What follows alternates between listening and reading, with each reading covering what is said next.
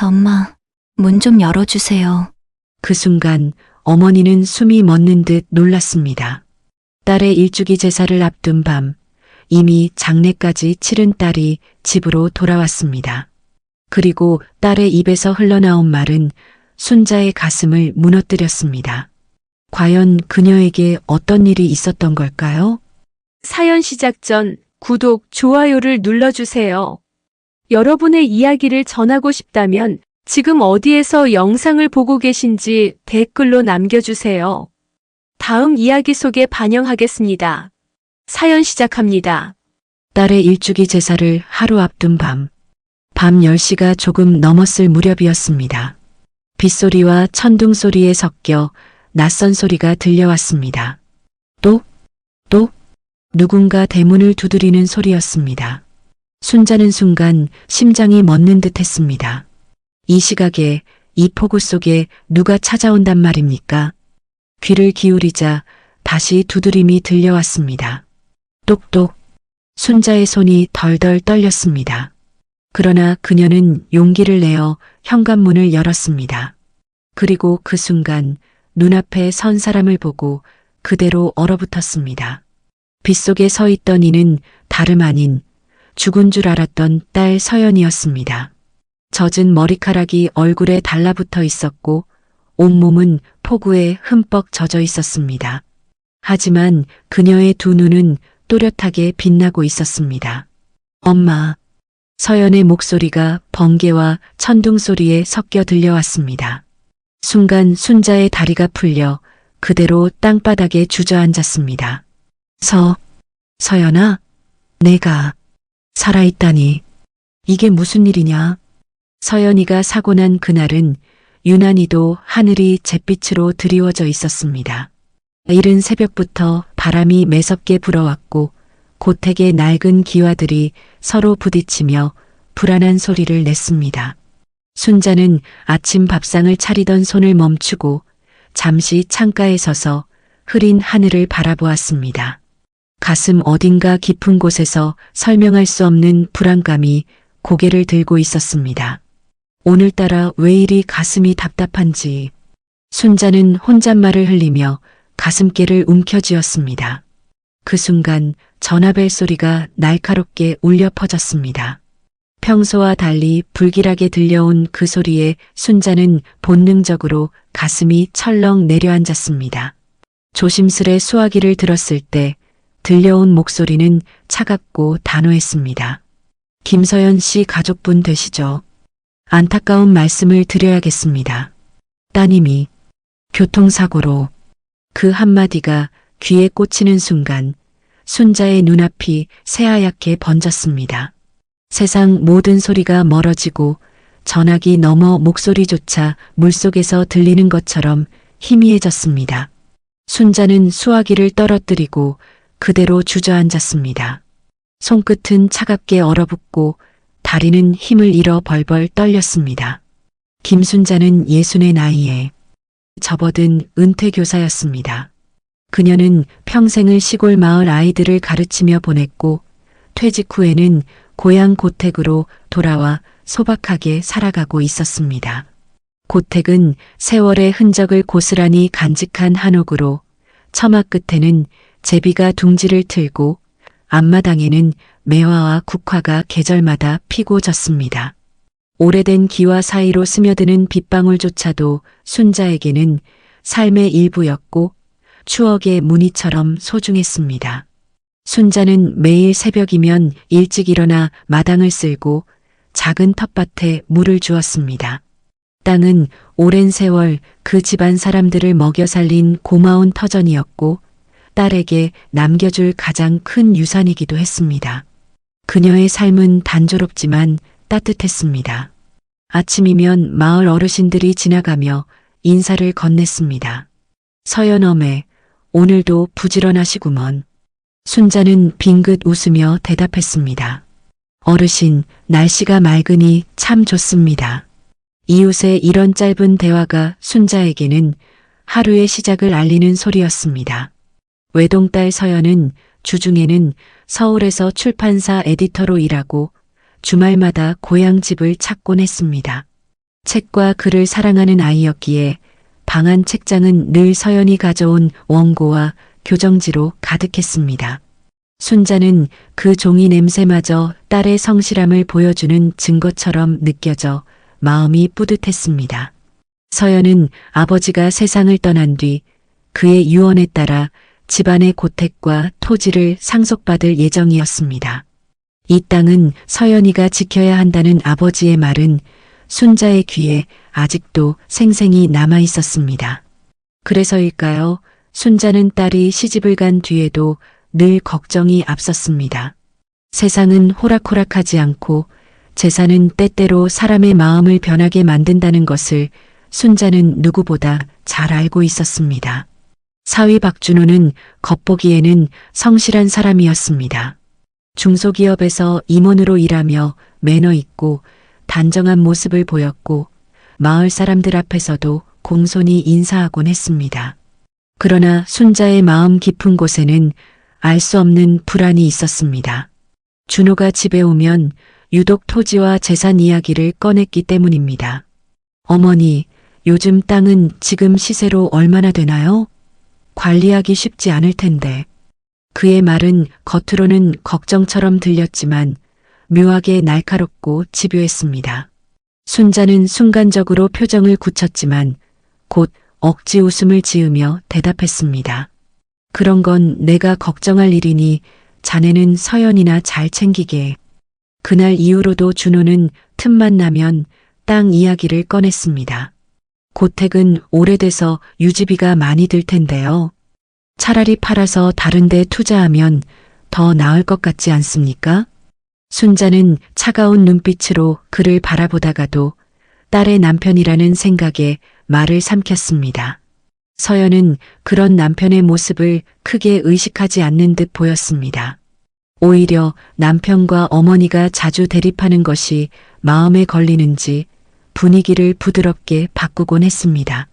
여보, 엄마가 얼마나 이 집을 아끼는지 알잖아요. 그냥 두세요. 엄마, 준호 씨는 그냥 걱정돼서 하는 말이에요. 서연의 이 말이 순자의 마음을 더 무겁게 했습니다. 딸이 남편을 감싸는 순간마다 순자는 왠지 모를 불안이 현실이 될지도 모른다는 직감을 느꼈습니다. 하지만 그때까지만 해도 그녀는 모든 것을 애써 덮고 싶었습니다. 딸이 행복하기를 바라는 마음이 의심을 뿌리치게 만들었기 때문입니다. 순자의 하루는 늘 비슷하게 흘러갔습니다. 아침에는 마을 사람들과 안부를 나누고 낮에는 집안을 돌보며 책을 읽거나 라디오를 들었습니다. 저녁이면 서연과 통화하며 하루를 마무리했습니다. 엄마, 오늘은 늦게 들어가요. 원고 마감 때문에요. 그래, 서연아. 너무 무리하지 말고. 이런 평범한 대화가 순자에게는 무엇보다 큰 위안이었습니다. 딸이 살아있다는 사실만으로도 감사했고 언젠가 딸이 완전히 고향으로 돌아와 함께 살게 될 날을 꿈꾸며 살았습니다. 그러나 이 평화로운 일상은 오래가지 못했습니다. 세상은 순자의 예상보다 훨씬 잔인하게 변해가고 있었습니다. 곧 찾아올 사건은 순자와 서연의 삶을 완전히 뒤바꿔 놓을 것이었고 평범했던 하루하루는 더 이상 돌아오지 않을 운명이었습니다. 그날은 유난히도 하늘이 잿빛으로 드리워져 있었습니다. 이른 새벽부터 바람이 매섭게 불어왔고 고택의 낡은 기와들이 서로 부딪히며 불안한 소리를 냈습니다. 순자는 아침 밥상을 차리던 손을 멈추고 잠시 창가에 서서 흐린 하늘을 바라보았습니다. 가슴 어딘가 깊은 곳에서 설명할 수 없는 불안감이 고개를 들고 있었습니다. 오늘따라 왜 이리 가슴이 답답한지 순자는 혼잣말을 흘리며 가슴께를 움켜쥐었습니다. 그 순간 전화벨 소리가 날카롭게 울려 퍼졌습니다. 평소와 달리 불길하게 들려온 그 소리에 순자는 본능적으로 가슴이 철렁 내려앉았습니다. 조심스레 수화기를 들었을 때 들려온 목소리는 차갑고 단호했습니다. 김서연 씨 가족분 되시죠? 안타까운 말씀을 드려야겠습니다. 따님이 교통사고로. 그 한마디가 귀에 꽂히는 순간 순자의 눈앞이 새하얗게 번졌습니다. 세상 모든 소리가 멀어지고 전화기 너머 목소리조차 물속에서 들리는 것처럼 희미해졌습니다. 순자는 수화기를 떨어뜨리고 그대로 주저앉았습니다. 손끝은 차갑게 얼어붙고 다리는 힘을 잃어 벌벌 떨렸습니다. 말도 안 돼. 서연이가, 우리 서연이가. 순자는 비틀거리며 문을 열고 마당으로 나갔습니다. 차가운 바람이 얼굴을 스쳤지만 아무런 감각도 느껴지지 않았습니다. 그녀는 허공을 향해 떨리는 목소리로 외쳤습니다. 서연아. 마을 어르신이 소리를 듣고 달려왔습니다. 서연어매, 무슨 일이요? 왜 그러시오? 그러나 순자는 제대로 설명조차 할 수 없었습니다. 그저 흐느끼며 주저앉아 눈물을 흘릴 뿐이었습니다. 곧 병원에서 연락이 다시 왔습니다. 교통사고 현장에서 발견된 시신은 심하게 손상되어 있었고 이미 소생 불가능한 상태였다는 말이었습니다. 담당 의사의 차가운 목소리는 순자의 심장을 송곳처럼 찔렀습니다. 장례식장은 눈물바다가 되었습니다. 친척과 이웃들이 몰려와 울음을 터뜨렸습니다. 하얀 국화꽃과 조문객들의 검은 옷이 뒤섞여 순자는 마치 꿈속에 있는 듯한 혼란 속에서 서 있었습니다. 사위 박준호는 침통한 표정을 짓고 조용히 사람들을 맞이했습니다. 그러나 순자의 눈에는 어쩐지 그 슬픔이 연기처럼 얄팍해 보였습니다. 이웃 어르신이 순자의 손을 꼭 잡으며 말했습니다. 서연어매, 어떻게 이런 일이 있단 말이오. 그 어린 것이 억울하게 갔구먼. 순자는 대답조차 하지 못하고 그저 고개를 끄덕이며 흐느꼈습니다. 하루, 이틀, 사흘. 장례 절차는 무겁게 이어졌습니다. 영정사진 속 서연의 환한 웃음은 더욱 순자의 가슴을 찢어놓았습니다. 그녀는 관 앞에 무릎 꿇고 연신 중얼거렸습니다. 서연아, 미안하다. 엄마가 지켜주지 못해서 미안하다. 그리고 마지막 날 화장터에 모인 순간이 찾아왔습니다. 장례 행렬이 조용히 움직이는 가운데 순자는 눈을 질끈 감았습니다. 그러나 관이 불길 속으로 들어가는 순간 그녀는 참을 수 없는 울부짖음을 터뜨렸습니다. 안 돼. 내 딸을 돌려줘. 서연아. 사람들이 순자를 붙잡았지만 그녀는 필사적으로 앞으로 몸을 던졌습니다. 이웃 어르신이 눈시울을 붉히며 순자를 붙들었습니다. 서연어매, 이젠 보내줘야 하오. 어쩔 수 없는 일이오. 그의 목소리조차 칼날처럼 날카롭게 다가와 순자의 가슴을 갈랐습니다. 순자는 결국 무너져 내렸습니다. 온몸이 바닥에 힘없이 떨어지며 땅바닥을 두드리며 오열했습니다. 눈물과 콧물이 흘러내려 얼굴을 덮었지만 그녀는 아랑곳하지 않았습니다. 그저 한 가지만 되뇌었습니다. 내 딸, 내 서연아. 장례가 끝나고 집으로 돌아온 뒤에도 고택은 적막이 가득했습니다. 평소엔 서연의 웃음소리와 발자국 소리가 가득하던 집이 이제는 바람 소리만 가득 메웠습니다.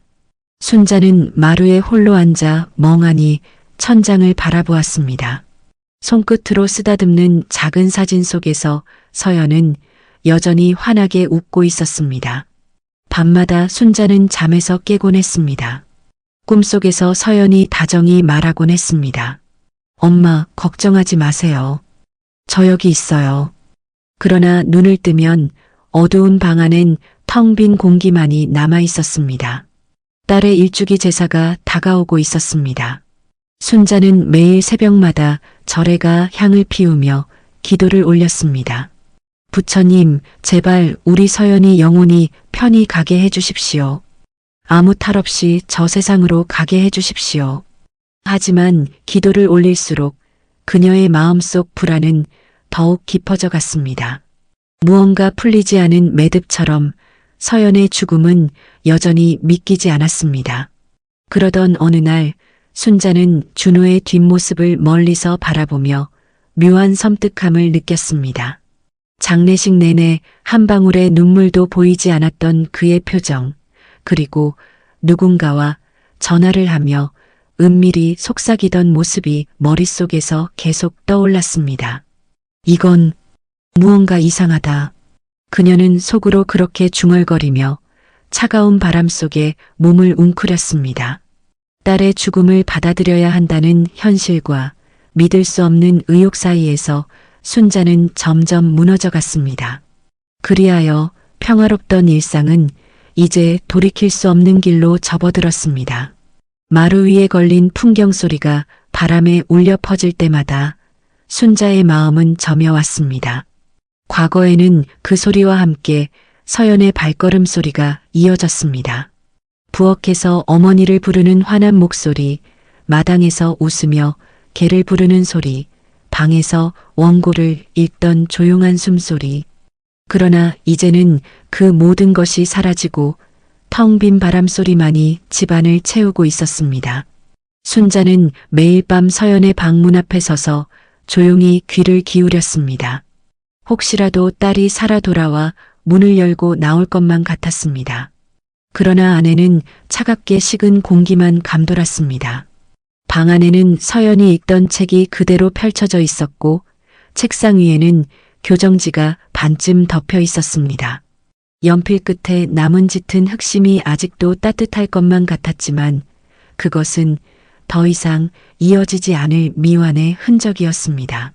서연아, 엄마가 널 지켜주지 못했구나. 순자는 방 안에 들어서며 서연의 사진을 쓰다듬었습니다. 눈물이 손등을 타고 흘러내렸습니다. 그러나 그 순간에도 그녀는 마음속에서 밀려오는 의문을 억눌러야 했습니다. 왜 그렇게 허망하게 갑자기 세상을 떠나야 했는지 사고라는 말이 믿기지 않았습니다. 하지만 순자는 스스로를 다그쳤습니다. 안 돼, 그만 생각하자. 딸을 떠나보내는 것도 부모의 도리다. 더 이상 붙잡으면 아이가 편히 가지 못한다. 순자는 기도를 올리며 스스로를 다스리려 했습니다. 매일 아침마다 절에 가서 향을 피웠습니다. 두 손을 모으고 고개를 숙이며 속삭였습니다. 부처님, 제발 우리 서연이 영혼을 데려가 주십시오. 저 세상에서만은 고통 없이 살게 해 주십시오. 그러나 간절한 기도 속에서도 눈물은 멈추지 않았습니다. 순자는 의식처럼 기도를 반복하면서도 내면에서는 다른 목소리가 울려 퍼졌습니다. 정말 사고였을까? 왜 그날따라 가슴이 그렇게 불안했을까? 왜 준호는 장례 내내 단 한 번도 울지 않았을까? 이 질문들이 끊임없이 고개를 들었지만 순자는 고개를 흔들며 부정했습니다. 의심은 곧 자신을 무너뜨릴 것 같았습니다. 그래서 그녀는 스스로를 억눌렀습니다. 진실을 찾는 일보다 중요한 것은 있는 것이라고 그렇게 속이고 싶었습니다. 딸의 일주기 제사가 다가오자 친척들이 하나둘씩 찾아와 말했습니다. 순자야, 이제는 털어내야 한다. 언제까지 울고만 있을 거냐? 서연이는 좋은 곳 갔을 게다.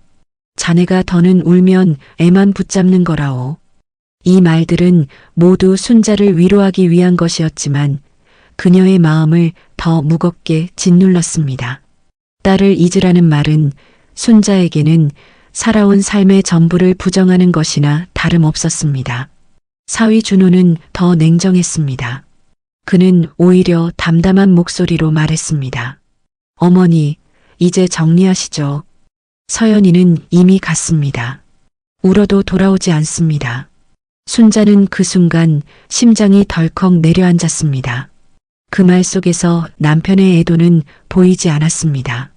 그저 계산적이고 냉정한 울림만이 느껴졌습니다. 하지만 순자는 애써 고개를 끄덕였습니다. 그래, 자네 말이 맞네. 더는 울지 말아야지. 그러나 밤이 되면 모든 것이 무너져 내렸습니다. 등불 하나 켜둔 마루에 홀로 앉아 있으면 딸의 목소리가 귓가에 맴도는 듯 했습니다. 엄마, 저 여기 있어요. 순자는 눈을 감고 손을 내밀었습니다. 그러나 아무것도 잡히지 않았습니다. 결국 눈을 뜨면 차가운 바람만이 불어와 등을 스쳤습니다. 순자의 마음은 매일 흔들렸습니다. 현실을 받아들이려 애쓰면서도 다른 한쪽에서는 무언가 잘못되었다는 불길한 예감이 그녀를 괴롭혔습니다. 그러나 그녀는 끝내 그 불길한 목소리에 귀를 막았습니다. 아니다. 더 이상은 생각하지 말자. 딸은 이미 떠났다. 내가 지켜야 할 것은 남은 집과 시간뿐이다. 그리하여 순자는 스스로의 의심을 묻고 애도의 껍데기 속에 숨어버렸습니다. 그러나 그녀의 마음속에서는 여전히 꺼지지 않는 불씨가 타오르고 있었습니다. 그것은 언젠가 반드시 터져나올 진실의 불꽃이었습니다. 딸의 일주기 제사를 하루 앞둔 밤, 하늘은 낮부터 불길한 기운을 내뿜고 있었습니다. 아침부터 서쪽 하늘은 잿빛 구름으로 뒤덮였고 바람은 산등성이를 타고 세차게 불어내렸습니다. 마치 세상이 무언가를 감추려는 듯 점점 더 어두워지고 있었습니다. 저녁 무렵부터 빗방울이 하나둘 떨어지더니 곧 굵은 비가 쏟아졌습니다. 고택의 마당은 금세 물바다가 되었고 처마 끝에서 떨어지는 빗줄기는 폭포처럼 쏟아졌습니다. 바람은 빗줄기를 가로로 밀어붙였고 기와는 서로 부딪혀 쿵쿵 소리를 냈습니다. 그 소리 위로는 간헐적으로 하늘을 가르는 천둥이 울려 퍼졌습니다. 번개가 치는 순간마다 고택의 기둥과 벽이 흰빛에 잠시 휩싸였다가 다시 어둠에 파묻혔습니다. 순자는 촛불을 켜놓고 마루에 앉아 있었습니다. 방 안은 꺼져가는 등잔과 작은 촛불이 어렴풋이 밝혔을 뿐 어둠이 짙게 깔려 있었습니다. 그녀는 손에 염주를 쥐고 중얼거리며 기도를 올리고 있었습니다. 서연아, 제발 편히 가다오. 그 순간 번개가 창문을 환히 밝히더니 곧 천둥 소리가 요란하게 울렸습니다. 고택의 기둥이 흔들릴 만큼 거대한 울림이었습니다. 순자의 가슴도 함께 쿵쿵 뛰었습니다. 비바람은 점점 더 거세졌고 집안 구석구석이 무너질 듯 흔들렸습니다. 밤 10시가 조금 넘었을 무렵이었습니다. 빗소리와 천둥 소리에 섞여 낯선 소리가 들려왔습니다. 또 누군가 대문을 두드리는 소리였습니다. 순자는 순간 심장이 멎는 듯 했습니다. 이 시각에 이 폭우 속에 누가 찾아온단 말입니까? 귀를 기울이자 다시 두드림이 들려왔습니다. 또 순자는 촛불을 들고 대문 앞으로 천천히 다가갔습니다. 빗물이 틈새로 스며들어 차갑게 바닥을 적셨습니다. 그녀는 떨리는 목소리로 물었습니다. 누구시오? 대답은 없었습니다. 대신 다시 천천히 대문을 두드리는 소리가 들려왔습니다. 또 순자의 손이 덜덜 떨렸습니다. 그러나 그녀는 용기를 내어 대문을 열었습니다. 그리고 그 순간 눈앞에 선 사람을 보고 그대로 얼어붙었습니다. 빗속에 서 있던 이는 다름 아닌 죽은 줄 알았던 딸 서연이었습니다. 젖은 머리카락이 얼굴에 달라붙어 있었고 온몸은 폭우에 흠뻑 젖어 있었습니다. 하지만 그녀의 두 눈은 또렷하게 빛나고 있었습니다. 엄마. 서연의 목소리가 번개와 천둥 소리에 섞여 들려왔습니다. 순간 순자의 다리가 풀려 그대로 땅바닥에 주저앉았습니다. 눈물이 왈칵 쏟아지며 입에서 터져 나왔습니다.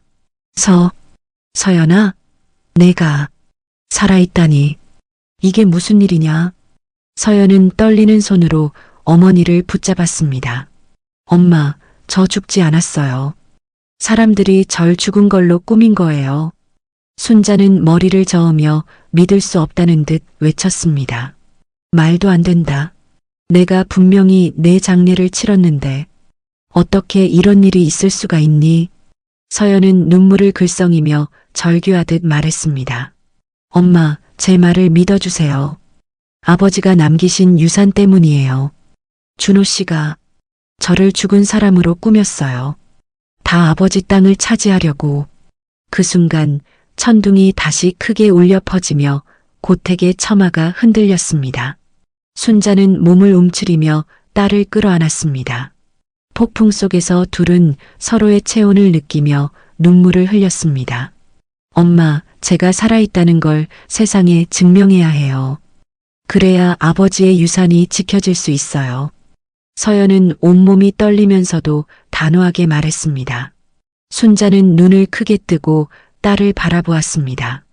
그 눈빛에는 공포와 혼란, 그리고 한 줄기 희망이 동시에 뒤섞여 있었습니다. 눈앞에 살아있는 딸이 있다는 사실만으로도 기적 같았지만 동시에 세상이 모두 거짓으로 뒤덮여 있다는 두려움이 몰려왔습니다.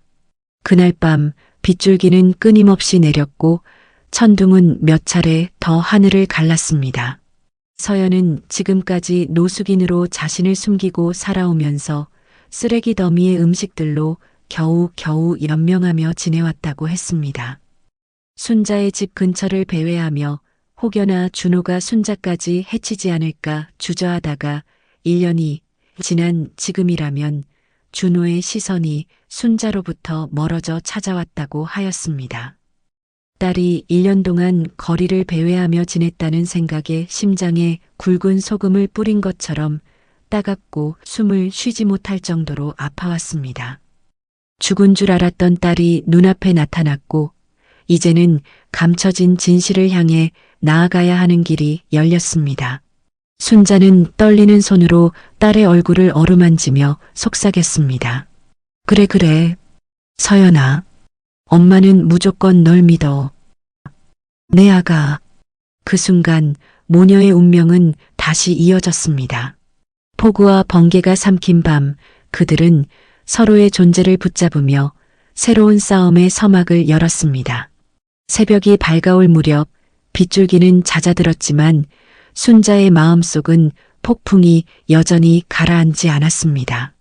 고택 마루에는 젖은 옷을 말리기 위해 걸어둔 서연의 옷가지가 늘어져 있었고 방 안에는 밤새도록 꺼지지 않은 촛불이 희미한 빛을 내고 있었습니다.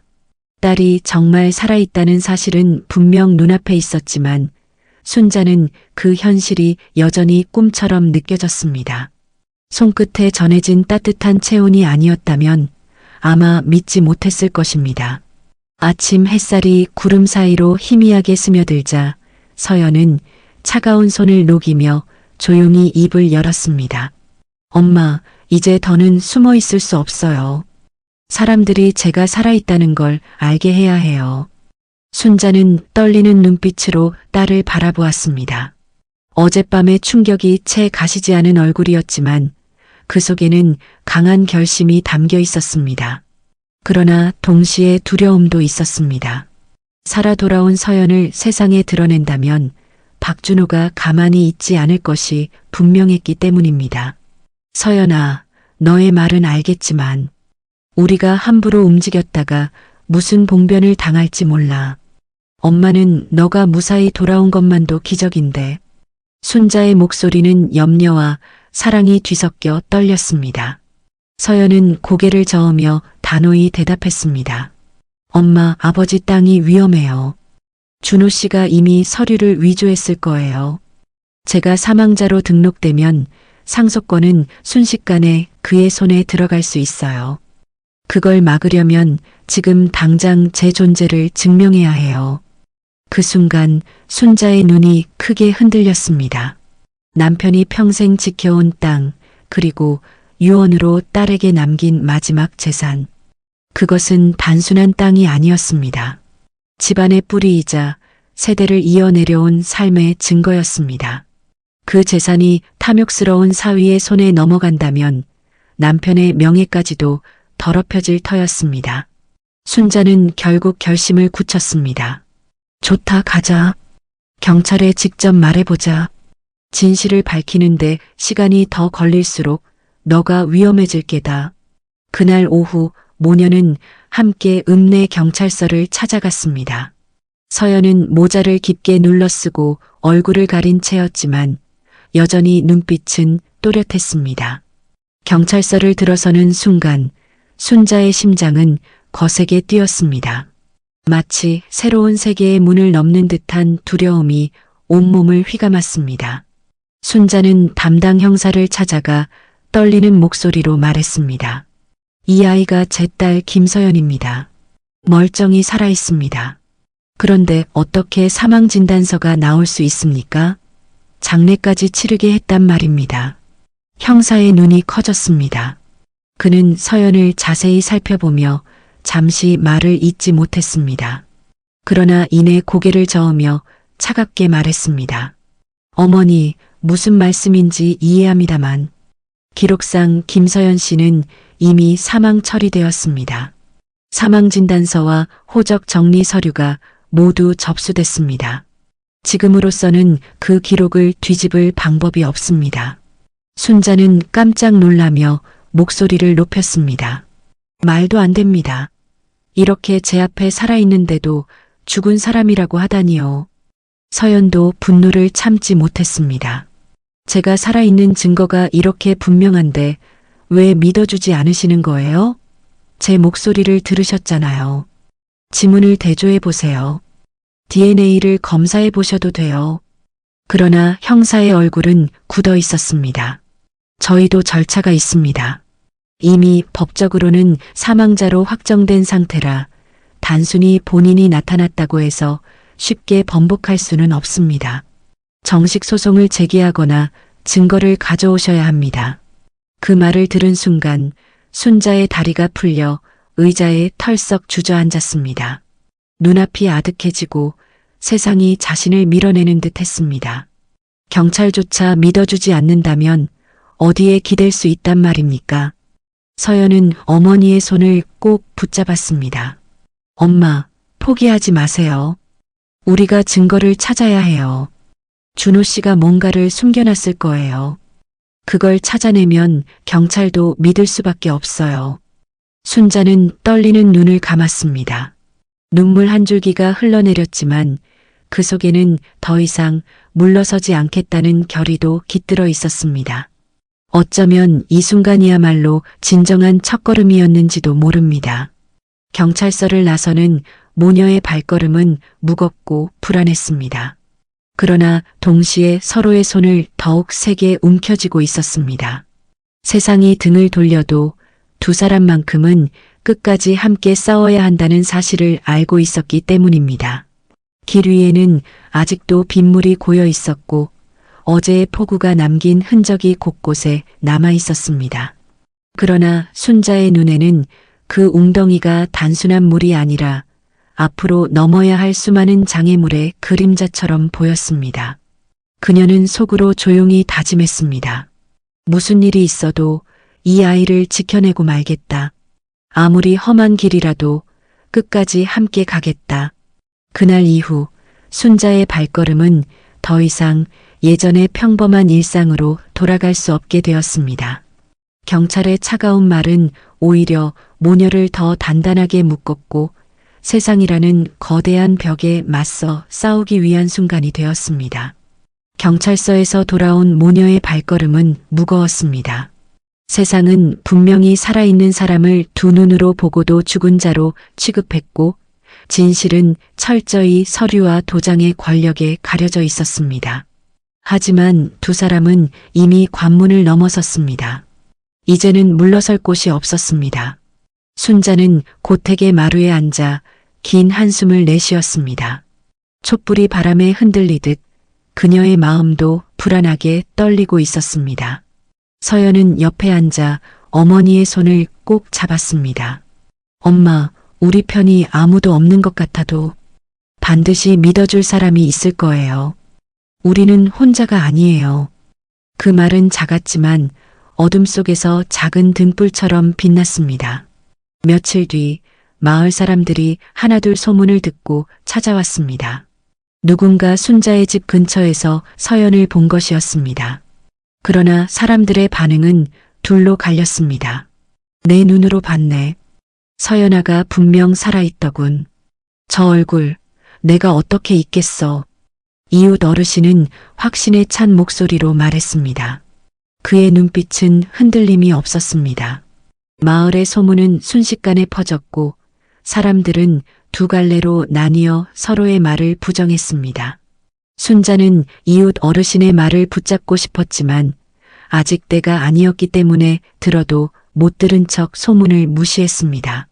그 와중에 사위 박준호는 주말에 장모 순자를 염탐하기 위해 방문했습니다. 순자 집에 방문하기 전 과일을 사면서 마을 사람들이 하는 이야기를 우연히 들었습니다. 마트 앞 평상에 앉은 동네 사람들이 수군거렸습니다. 에이, 귀신 본 거 아니오?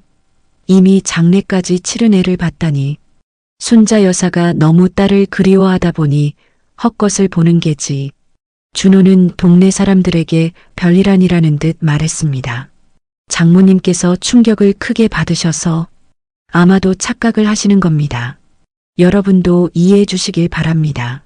그는 마치 슬픔에 잠긴 사위의 얼굴을 하고 있었지만 속으로는 비웃는 듯한 기운이 묻어났습니다.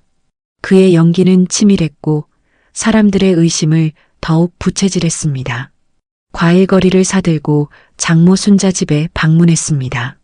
놀란 순자는 돌아가라고 할까 하다 빌미가 있을 것 같아 집 안으로 들어오라고 했습니다.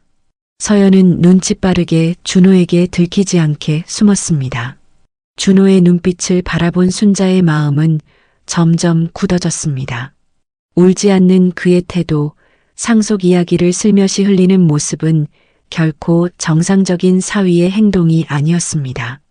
준호는 하나밖에 없는 딸을 잃은 장모가 여전히 침울해하고 있었고 더 이상 술을 쓰지 않아도 될 것 같아 과일을 건네고 또 찾아온다면서 돌아갔습니다. 준호가 집을 떠난 후 서연은 거실로 왔습니다. 서연이 말했습니다. 엄마, 저 사람은 제 눈앞에서 제 운명을 지워버리려 했어요. 이제는 우리가 먼저 움직여야 해요. 그날 밤 모녀는 조용히 계획을 세웠습니다. 서연은 자신이 살아있음을 증명할 방법을 찾고자 했습니다. 그러나 단순히 나타나기만 해서는 안 되었습니다. 상대는 법과 권력을 가진 변호사까지 끌어들였기 때문입니다. 증거가 필요했습니다. 준호가 잠시 순자의 집에 방문했을 때 숨어 있었던 서연은 우연히 한 통의 전화를 들었습니다. 핸드폰 벨이 울리자 순자가 있던 거실에서 화장실 쪽으로 이동해 누군가와 통화하는 목소리였습니다. 걱정 마, 서류는 이미 완벽하게 준비됐어. 장모님이 뭔 소리를 해도 믿어줄 사람은 없어. 이제 땅만 정리하면 끝이야. 그 순간 서연의 가슴은 무너져 내렸지만 동시에 불타올랐습니다. 그 대화를 녹음해야 했지만 너무 갑작스러워 준비가 되지 않았습니다. 그러나 그녀는 확신했습니다.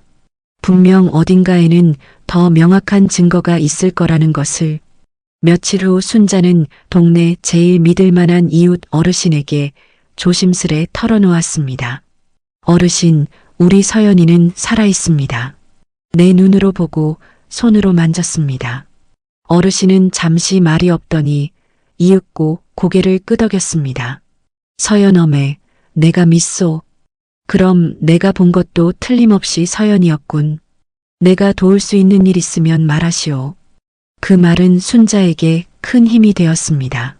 세상이 다 등을 돌린다 해도 단 한 사람이라도 믿어주는 이가 있다는 사실이 희망의 끈을 이어주었습니다. 그러나 그 희망이 커질수록 적의 그림자도 짙어졌습니다. 준호는 점점 더 과감해졌습니다. 그는 자주 순자네 마을로 찾아와 마을 사람들 앞에서 순자의 정신 상태를 문제 삼으며 은근히 소문을 퍼뜨렸습니다. 혹시라도 저희 장모님이 위험한 생각을 하실까 걱정됩니다. 제가 곁에서 잘 살피겠습니다.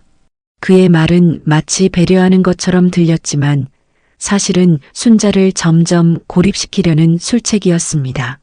서연은 그 소문을 전해 듣고는 이를 악물었습니다. 엄마, 이제는 더 기다릴 수 없어요. 저 사람은 우리를 없애려고 할 거예요. 우리가 먼저 진실을 잡아야 해요. 그날 밤 모녀는 다시 한번 결심을 다졌습니다. 증거를 찾는 일, 그것만이 살아남을 길이었습니다. 순자는 딸을 꼭 끌어안으며 조용히 속삭였습니다. 서연아, 두려워도 괜찮다. 우리가 함께라면 이겨낼 수 있다. 그 말은 마치 굳건한 약속처럼 울려 퍼졌습니다. 이제 모녀는 불신과 음모가 얽힌 세계 속으로 한 걸음을 더 내디딜 준비를 하고 있었습니다. 결의는 곧 행동으로 변했습니다. 새벽에 잠비가 그친 뒤 하늘은 낯빛 구름을 거두었고 마당의 웅덩이는 잔물결만 남긴 채 고요히 흔들렸습니다. 순자는 차분히 숨을 고르며 부엌 창을 닦았습니다. 손끝으로 유리에 김을 지우자 마당과 담장 너머 좁은 골목이 선명하게 드러났습니다. 어제까지 낯설게 느껴지던 바깥 풍경이 오늘은 전장처럼 보였습니다. 앞으로 나아가야 할 길이 저쪽에 있다고 그녀는 생각했습니다. 서연은 장롱 깊숙이 넣어두었던 배낭을 꺼냈습니다. 배낭 안에는 작은 수첩, 오래된 휴대전화 2대, 선불 유심, 손톱만 한 녹음기 2개, 펜처럼 생긴 카메라 1개가 가지런히 놓여 있었습니다. 문구류로 위장된 장치들은 필요할 때 눈에 띄지 않게 작동하도록 준비되어 있었습니다. 서연은 각각의 작동법을 천천히 점검하며 4번씩 눌러보았습니다. 작게 깜빡이는 녹색 불빛이 준비 완료를 말해주었습니다. 엄마, 오늘은 움직여야 해요. 서연이 낮게 말했습니다. 사람들 말만으로는 바뀌긴 어려워요. 반드시 흔적을 찾아야 해요라고 말했습니다. 순자는 딸의 눈을 똑바로 바라보았습니다. 눈가에 남은 새벽의 피로가 미약한 그림자를 드리웠지만 시선만큼은 흔들리지 않았습니다. 그녀는 마루 기둥에 걸린 묵주를 손에 쥐었다가 다시 내려놓았습니다. 믿음과 용기의 무게가 양손에서 교차했습니다. 서연아, 가자라고 조용히 말했습니다. 첫 목적지는 읍내의 낡은 사진관 뒤편 골목이었습니다.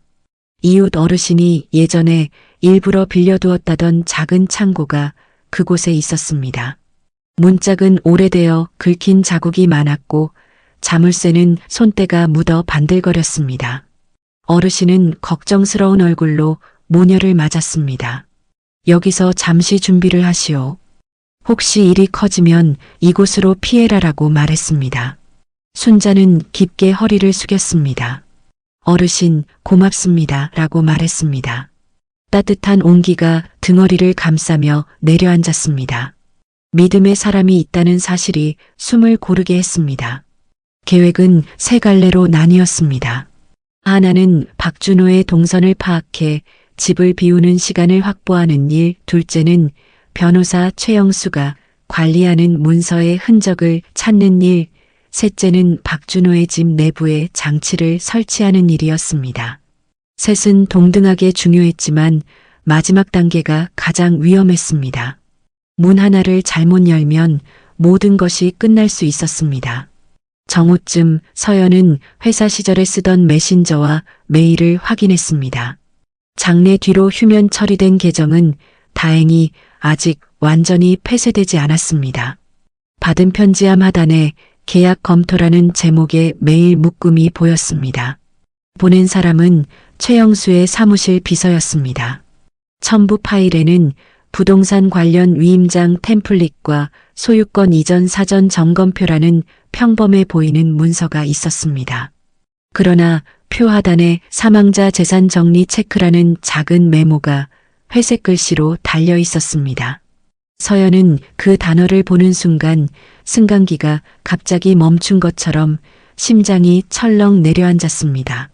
문서만으로 범죄를 단정할 수는 없었지만 방향을 알려주는 표지판만큼은 분명했습니다. 오후가 깊어지자 박준호의 차가 회사 지하 주차장으로 들어가는 모습이 멀리서 포착되었습니다. 이웃 어르신이 빌려준 쌍안경 너머로 번호판과 차의 이동이 또렷하게 보였습니다. 서연은 빛 번짐을 피하려 각도를 조정했습니다. 준호는 전화기를 귀에 대고 무언가를 짧게 말한 뒤 엘리베이터로 사라졌습니다. 그의 습관처럼 보이는 동작과 걸음은 일정했습니다. 정확히 2시간 뒤 다시 내려와 길 건너 카페에서 누군가를 만나는 장면이 시야에 들어왔습니다. 그 맞은편에는 최영수의 사무실 간판이 있었습니다. 글씨는 세련되게 손질되어 있었고 유리 출입문은 새로 교체한 듯 반짝였습니다. 타이밍은 오늘 밤이에요. 서연이 말했습니다. 회의가 길어지면 그 집은 최소 3시간은 비어 있을 겁니다. 라고 말했습니다. 해가 기울 무렵 모녀는 마지막 점검을 했습니다. 서연은 손목시계를 2번 눌러 모음 타이머를 맞췄습니다. 녹음기 1개는 거실 테이블 밑면에, 다른 1개는 침실 스탠드 내부에 설치할 계획이었습니다. 펜 카메라는 책장 상단 장식 액자 뒤에 세워두면 시야가 넓게 확보될 터였습니다. 순자는 현관의 비밀번호를 작은 수첩에 적고 지웠습니다. 숫자는 손이 외워서 기억하는 법이라 그녀는 여러 번 허공에서 눌러보았습니다. 서연은 고개를 끄덕였습니다. 바뀌지 않았을 겁니다. 그 사람은 습관을 잘 바꾸지 않습니다. 라고 말했습니다. 어둠이 완전히 내려앉자 바람이 방향을 바꾸었습니다.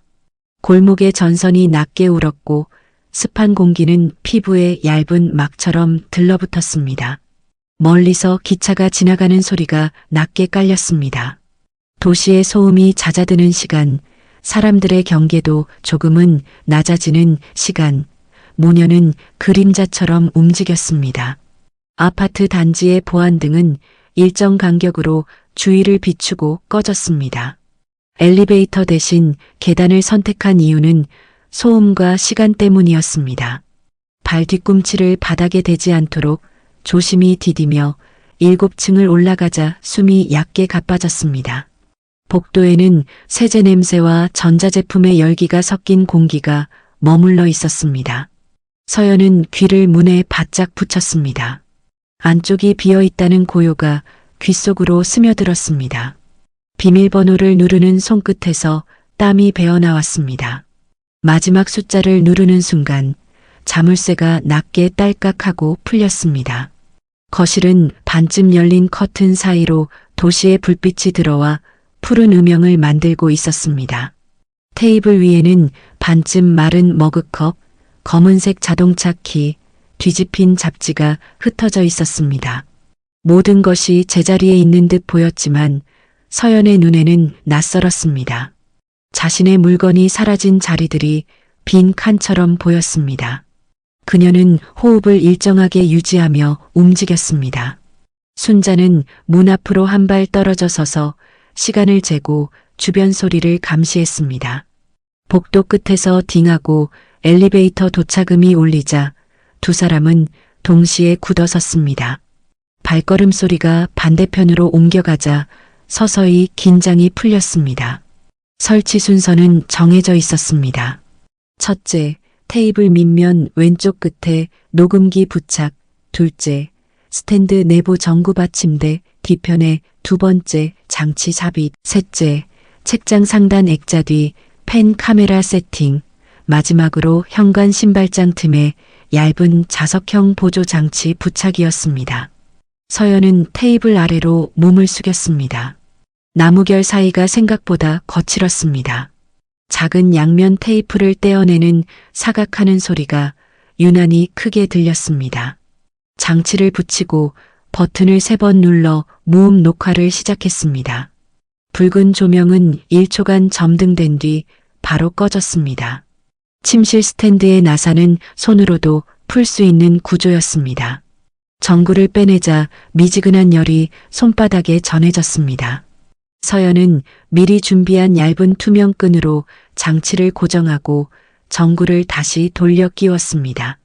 스위치를 켜면 불빛이 조금 어둡게 느껴질 수 있지만 평소와 큰 차이는 없을 것이라고 계산했습니다. 마지막으로 책장의 액자를 살짝 밀어 틈을 만들었습니다. 펜 모양 장치를 세워 넣자 렌즈가 거실과 주방을 대각선으로 담는 구도가 만들어졌습니다. 구석에 켜켜이 쌓인 먼지가 빛에 반짝이며 떠올랐다가 사라졌습니다. 순자는 신발장의 윗칸에 얇은 판을 밀어넣듯 보조 장치를 숨겼습니다. 이 장치는 대화가 길어질 때 자동으로 저장 용량을 확대하는 기능이 있는 것이었습니다. 그녀는 손을 떼고 한 걸음 물러났습니다. 모든 과정이 12분이 채 걸리지 않았습니다. 그러나 체감 시간은 1시간처럼 길었습니다. 긴장이 길어질수록 손가락이 굳어졌고 오차를 허용하지 않기 위해 호흡을 더 세밀하게 나눠야 했습니다. 퇴로를 점검하려는 순간 현관 손잡이가 아주 미세하게 움직였습니다. 두 사람은 눈빛을 교환하자마자 동시에 벽 쪽으로 몸을 숨겼습니다. 초침이 한 칸 이동하는 소리까지 들릴 만큼 집은 고요했습니다. 그러나 문은 열리지 않았습니다. 바깥에서 누군가 확인만 하고 내려간 듯한 기척이 지나갔습니다.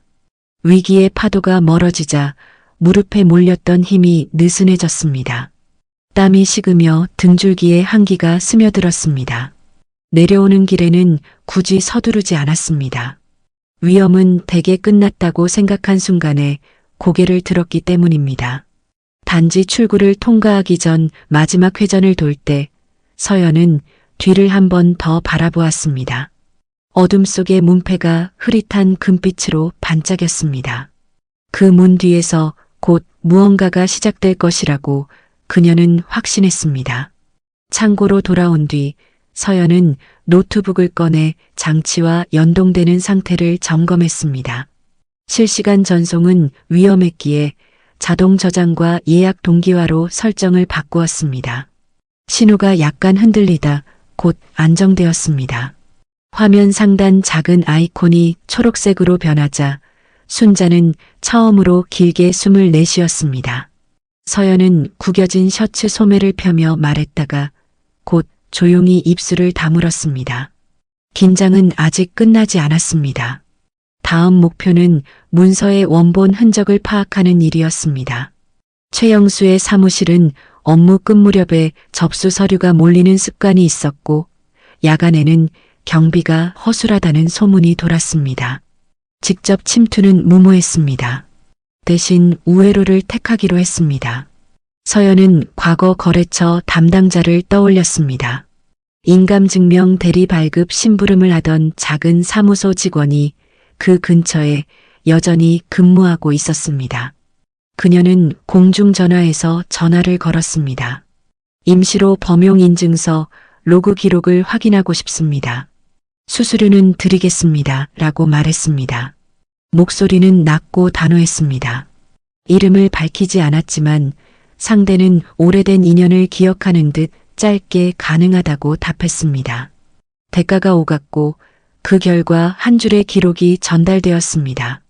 사망자 재산 정리 체크리스트가 접속된 시간과 IP 대역이 남아 있었습니다. 주소는 최영수 사무실의 회선과 일치했습니다. 작은 퍼즐 조각이 제자리를 찾아가기 시작했습니다. 밤이 더 깊어졌습니다. 바깥에서는 간헐적으로 스쿠터가 지나가는 소리가 들렸고 창고 지붕을 두드리는 낙엽 소리가 얇은 비막처럼 이어졌습니다. 시계 초침은 고르게 움직였고 화면의 타임코드도 묵묵히 숫자를 늘려갔습니다.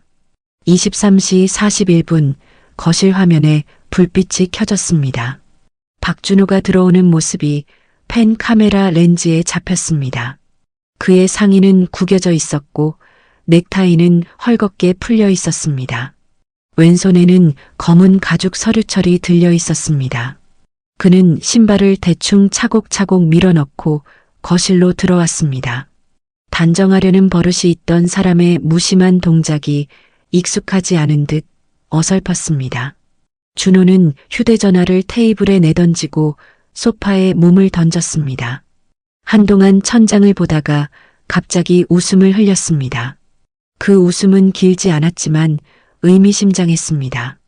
그는 전화를 집어들고 단축 번호를 눌렀습니다. 녹음기의 감도 표시가 미세하게 흔들렸습니다. 내일 오전 서류 넣자. 낮게 깔린 목소리가 울렸습니다. 지연되면 번거로워진다 라고 말했습니다. 상대의 목소리는 자가 알아듣기 어려웠지만 문제없다는 단어가 2차례 들렸습니다. 서연은 모니터 앞에서 손등을 움켜쥐었습니다. 손톱이 살을 눌러 희미한 자국이 생겼습니다. 순자는 숨소리가 들리지 않도록 턱을 가볍게 틀어 숨을 멈췄습니다. 대화는 짧게 끊겼습니다. 준호는 서류철을 펼쳐 몇 장을 훑더니 책장 쪽으로 가 상단에서 검은 박스형 도구를 꺼냈습니다. 인감 도장 케이스였습니다. 그는 뚜껑을 열었다 닫았다 하며 습관적으로 손에 굴렸습니다. 그 장면이 카메라 한 켠에 정확히 담겼습니다. 다음 순간 그는 주방으로 가 물을 한 컵 마시고 다시 소파로 돌아와 혼잣말처럼 낮게 중얼거렸습니다. 곧 끝난다라고 말했습니다. 그 한마디는 공기 밀도를 바꿨습니다. 허공이 갑자기 무거워진 듯 소리가 둔해졌습니다. 준호는 고개를 떨구고 양손으로 관자놀이를 지그시 눌렀습니다. 생각이 많은 얼굴이었습니다. 이어 그는 또 다른 번호를 눌렀습니다. 이번에는 길게 연결 신호가 갔고 통화가 되자 자세가 달라졌습니다. 더 공손하고 낮은 톤이었습니다. 형님, 내일 오전에 처리합니다. 네, 확인했고요. 장모님 쪽은 걱정 없습니다. 네, 예라고 말했습니다. 장모님이라는 단어에 순자의 눈빛이 반짝였습니다. 서연은 화면에서 눈을 떼지 않았습니다. 통화가 끝나자 준호는 서류를 다시 접어 가방에 넣었습니다. 그리고 현관 쪽으로 걸어가 신발장의 문을 열었다 닫았습니다. 작은 보조장치가 진동으로 상태를 전했습니다. 장치가 거리를 측정하는 동안 화면 속 준호의 그림자가 길어졌다 짧아졌습니다. 그는 무언가를 확인했는지 고개를 끄덕이고 불을 껐습니다. 집은 다시 짙은 어둠 속으로 가라앉았습니다. 모녀는 동시에 어깨에 힘을 조금 놓았습니다. 그러나 방심하지 않았습니다. 오늘은 접근이었고 다음은 더 깊은 곳으로 들어갈 차례였습니다. 새벽에 가까워질수록 눈꺼풀은 무겁게 내려앉았지만 마음의 결속은 더 단단해졌습니다. 작은 조각들이 모여 윤곽을 드러내는 과정은 언제나 더딘 법이었습니다. 하지만 방향은 분명해졌습니다. 얇은 실 같은 사실들이 서로를 묶어 굵은 밧줄이 되어가는 느낌이었습니다. 순자는 메모장에 오늘의 흐름을 정리했습니다. 접속 기록 확보, 인감 케이스 확인, 내일 오전 서류 제출 언급, 장모 언급, 통화 상대 2명이라고 적었습니다. 서연은 다음 동선을 그렸습니다. 내일 아침 구청 민원동 앞에서 대기합니다. 최영수 쪽 접수처는 3번 창구일 가능성이 큽니다. 도장 모양과 서명을 현장에서 촬영합니다. 라고 말했습니다. 창밖으로 아주 옅은 여명이 번졌습니다. 지붕 위에 남은 빗방울이 첫 빛을 받아 미세하게 반짝였습니다. 밤새 쌓인 정적이 서서히 풀리는 기척이 들렸습니다. 영혼의 바닥을 더듬던 시간이 끝나고 검은 물 아래 숨겨진 돌의 윤곽이 드러나기 시작했습니다. 이제 모녀는 가장 깊은 곳의 문 앞에 서 있었습니다. 저편에서 들려오는 낮은 진동과 함께 문틈 사이로 차가운 공기가 흘러나왔습니다. 손잡이를 잡을 용기가 필요한 순간이었습니다. 그리고 그 용기는 이미 2사람의 손 안에서 조용히 온도를 올리고 있었습니다. 녹음 속 말들이 방 안의 공기를 바꾸어 놓았을 때 2사람의 눈빛은 이미 후퇴라는 선택지를 버렸습니다. 그러나 상대도 움직이고 있었습니다. 박준호는 서랍의 각도와 필기구의 배열을 기억하는 사람이었습니다. 책상 모서리에 미세한 기스, 한 장 덜어진 메모 묶음, 뒤집혀 있던 잡지의 방향 같은 소소한 차이를 그가 놓칠 리 없었습니다. 그는 조용히 전화를 걸었고 낮게 무언가를 지시했습니다. 수화기 너머에서 짧은 알겠습니다가 들렸습니다. 도시는 깊은 밤으로 떨어지고 있었지만 어떤 계획은 이제 막 깨어나고 있었습니다. 이튿날 아침 하늘은 젖은 천처럼 낮게 늘어져 있었습니다. 골목의 배수구에서 축축한 냄새가 올라왔고 사람들 발걸음은 비 예보를 미리 감지한 듯 빠르게 움직였습니다. 순자는 부엌 창을 반쯤 열어두고 공기를 바꾸었습니다. 손끝이 차갑게 식으며 유리에 김을 닦아냈습니다. 서연은 전날 확보한 음성 파일을 세 벌로 나누어 저장하고 하나는 얇은 금속 목걸이 펜 드라이브에, 하나는 소형 라디오 배터리 칸 아래에, 나머지 하나는 고택 마루 및 석가래 사이에 숨겼습니다. 어떤 일이 일어나더라도 최소 하나는 살아남아야 했습니다. 점심 무렵 낯선 번호가 울렸습니다. 서류 검증 관련하여 연락드렸습니다. 구청 민원동 별관으로 오십시오라고 차분한 목소리가 말했습니다. 억양은 공무원처럼 단정했지만 문장 끝 어딘가가 너무 매끈했습니다. 순자는 잠시 수화기를 가만히 들고 있었습니다. 서연이 고개를 갸웃했습니다. 시간을 정해주셨습니까? 라고 물었습니다. 오후 4시 차량은 지하로 진입하십시오라고 대답했습니다. 안내는 친절했으나 굳이 지하를 강조하는 말이 마음에 걸렸습니다. 3시 반 구청 별관 옆 가로수의 잎이 바람에 뒤집히며 은빛을 드러냈습니다. 지하 주차장 입구는 낮에도 어둑했습니다. 형광등은 몇 개가 깜빡였고 미세한 윙소리가 콘크리트 벽을 따라 흘렀습니다. 타이어 자국이 겹겹이 포개진 바닥에는 검은 얼룩이 오래된 어둠처럼 말라붙어 있었습니다. 모녀는 차가 아니라 걸어서 내려갔습니다. 계단을 내려갈수록 냉기가 피부를 파고들었습니다. 지하 2층 비상문 옆에 남색 점퍼 차림의 남자가 서 있었습니다. 목에는 신분증처럼 보이는 플라스틱 카드가 걸려 있었습니다. 그는 미소를 억지로 올리며 말했습니다. 민원 접수하러 오셨죠라고 말했습니다. 순자는 눈을 곱게 세웠습니다. 담당자 성함이 어떻게 되십니까? 라고 물었습니다. 남자는 짧게 머뭇거렸습니다. 그때 뒤쪽에서 신발 소리가 울렸습니다. 콘크리트 위 고무창이 내는 마찰음이 일정했습니다. 두 사람의 그림자가 기둥에서 분리되어 다가왔습니다. 서연이 모르게 오른손을 주머니 안장치 위로 올렸습니다. 엄지로 전원을 미리 눌러두었습니다. 모서리에 묻어있던 먼지가 손가락에 달라붙었습니다. 남자는 손짓으로 더 안쪽을 가리켰습니다. 이쪽으로 오시면 바로 확인됩니다라고 말했습니다. 그의 시선은 두 사람의 어깨 높이보다 약간 낮은 곳을 맴돌았습니다. 소형 카메라 렌즈가 가방 버클 안쪽에 숨겨져 있음을 모르는 눈치였습니다. 순자는 걸음을 옮기지 않았습니다. 여기서 말씀하시죠. 민원 번호를 먼저 불러주십시오라고 말했습니다. 짧은 정적이 흘렀습니다. 정적의 끝에서 허공이 미세하게 흔들렸습니다. 두 번째 남자가 왼손을 재킷 속으로 넣는 순간 서연의 심장이 속으로 깊이 움푹 꺼졌습니다. 뒤로라는 입모양이 거의 보이지 않을 정도로 작게 어머니의 입술에서 빠져나왔습니다. 그때 철문 반대편에서 갑자기 바람이 들이쳤습니다. 비상문이 쾅 하고 울렸고 경광등이 한번 깜빡였습니다. 서연은 어깨로 순자를 밀었습니다. 남자의 손에서 은빛이 번쩍였습니다. 주사기였습니다. 투명한 액체가 안쪽에서 흔들렸습니다.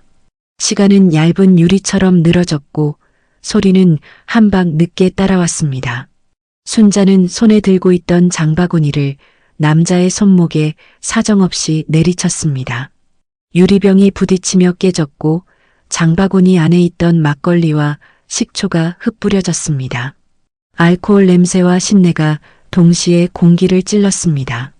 남자의 손목이 튕기면서 주사기가 바닥에 떨어졌습니다. 두 번째 남자가 앞으로 달려들었습니다. 서연은 주머니 속 휴대용 스프레이를 꺼내 그의 얼굴에 뿌렸습니다. 매운 냄새가 삽시간에 번졌고 남자가 본능적으로 눈을 감았습니다. 그의 걸음이 비틀리며 기둥에 어깨를 부딪혔습니다. 짧은 유예는 한 번뿐이었습니다. 주차장 끝에서 검은 세단의 엔진 소리가 켜졌습니다. 헤드라이트가 켜지며 바닥의 얼룩과 그 사이사이 작은 돌기들을 한 겹 밝게 하찼습니다. 운전석 창이 내려가며 낮은 웃음이 바람을 타고 퍼졌습니다. 찾느라 고생했네라고 박준호가 말했습니다. 그 목소리는 친절을 닮았지만 온기가 없었습니다. 세단은 곧장 직선으로 속력을 붙였습니다. 타이어가 물기를 튕기며 쏘아붙였습니다. 순자는 서연의 손목을 확 끌어당겨 기둥 뒤로 밀어 넣었습니다. 차가 스치며 지나가자 바람이 피부를 때렸습니다. 차량이 원을 그리며 다음 회전을 준비하는 동안 두 사람은 반대편 비상계단으로 몸을 날렸습니다. 발판은 미끄러웠고 금속 냄새가 목을 타고 내려갔습니다. 뒤에서 브레이크가 끼익 소리를 내며 타는 냄새를 남겼습니다. 문에 손을 대는 순간 밖에서 잠금이 걸려 있었습니다. 위층에서 내려온 누군가가 이미 문을 막아둔 듯 했습니다. 도망칠 길이 막히자 서연은 어머니를 자신의 등 뒤로 숨겼습니다. 박준호는 문 앞에 차를 대고 천천히 내렸습니다. 검은 가죽 서류철이 그의 오른손에 매달려 있었습니다. 얼굴은 젖지 않은 콘크리트처럼 말라 있었습니다. 그는 한 발짝씩 다가왔습니다. 정리할 때가 됐지라고 낮게 말했습니다. 말끝이 부드러웠고 정확했습니다. 그때 고개를 숙인 그의 손에서 서류철이 미세하게 흔들렸습니다. 바닥이 살짝 기울어져 있었고 잠금탭이 완전히 닫히지 않았습니다. 철이 틈을 벌리며 종이 몇 장이 흘러나왔습니다. 서류의 상단에는 사망자 재산 정리라는 활자가 찍혀 있었습니다. 붉은 도장이 모서리에 겹쳐 찍혀 있었습니다. 순자의 시선이 날카롭게 그 글자를 베었습니다. 박준호도 동시에 그것을 보았고 허리선 아래로 손을 재빨리 내렸습니다. 찰나에 가까운 틈에서 서연이 먼저 움직였습니다. 발끝으로 종이 모서리를 밟아 고정하고 허리를 틀어 손을 뻗었습니다. 박준호의 손등과 그녀의 손등이 거의 같은 지점에서 맞닿았습니다. 살같이 스쳤고 뼈가 잠시 부딪혔습니다. 그는 손목의 힘으로 서류를 빼앗으려 했고 서연은 반대로 당겼습니다. 종이가 찍하고 경고하는 소리를 냈습니다. 순자는 고개를 숙인 채 몸을 낮추어 떨어진 나머지 한 묶음을 재빨리 끌어당겼습니다. 움직임은 크지 않았지만 단호했습니다. 싸움은 길게 이어질 수 없었습니다. 두 남자가 다시 시야에 들어오기 시작했습니다. 눈가를 붉게 문지르던 남자는 욕설을 뱉으며 다가왔습니다. 박준호가 손목을 비틀어 서연을 밀쳤습니다.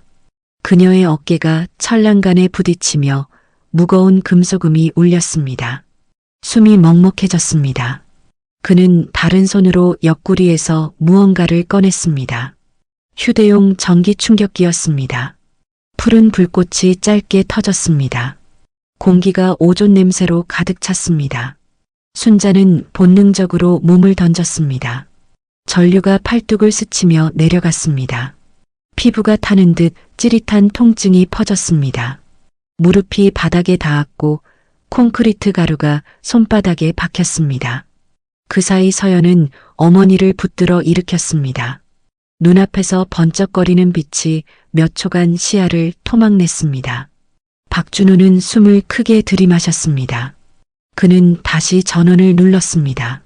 그 순간 먼 쪽 차로에서 경고음이 짧게 울렸습니다. 이웃 어르신이 몰래 따라 붙여준 오래된 경보기 송신기가 마지막으로 신호를 보낸 것이었습니다.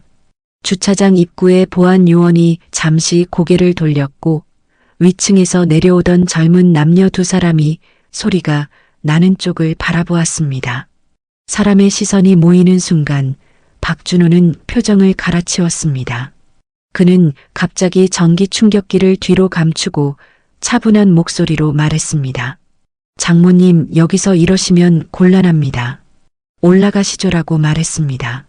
말투는 정중했지만 손끝은 파문처럼 미세하게 떨렸습니다. 사람의 발소리가 하나둘 늘어나자 그는 뒤로 한 걸음 물러섰습니다. 그러나 물러섬은 후퇴가 아니었습니다. 눈빛이 옆으로 미끄러졌습니다. 그가 가볍게 고개를 기울이는 신호에 맞춰 눈가가 붉은 남자가 양옆으로 움직여 시야를 가렸습니다. 짧은 순간이었지만 서연은 어머니의 손을 틈으로 밀어넣듯 끌어냈습니다. 두 사람은 계단 모서리를 돌아 기둥 뒤로 몸을 숨겼습니다. 발자국이 가까워졌다 멀어졌습니다. 다시 고개를 내밀었을 때 박준호는 이미 차문을 열고 있었습니다. 그는 마지막으로 바닥에 떨어졌던 종이 몇 장을 주워들었습니다. 그러나 모든 것을 주워 담지는 못했습니다. 순자의 발 옆 얇은 투명 파일 하나가 바닥과 거의 같은 색으로 붙어 있었습니다. 그녀는 숨을 삼키며 그것을 발바닥으로 밀어 계단 아래 그림자 속으로 보냈습니다. 그가 시선을 들이밀기 전에 어둠이 파일을 훔쳐갔습니다. 세단이 빠르게 빠져나가며 검은 바람을 남겼습니다. 모서리에 붙은 종이장이 바람에 들려 계단 아래 턱에 걸렸습니다. 서연은 무릎을 꿇고 손을 뻗었습니다. 종이는 땀에 닿자 미끄러졌고 비늘처럼 매끈했습니다. 그녀는 조심스레 접어 품에 넣었습니다.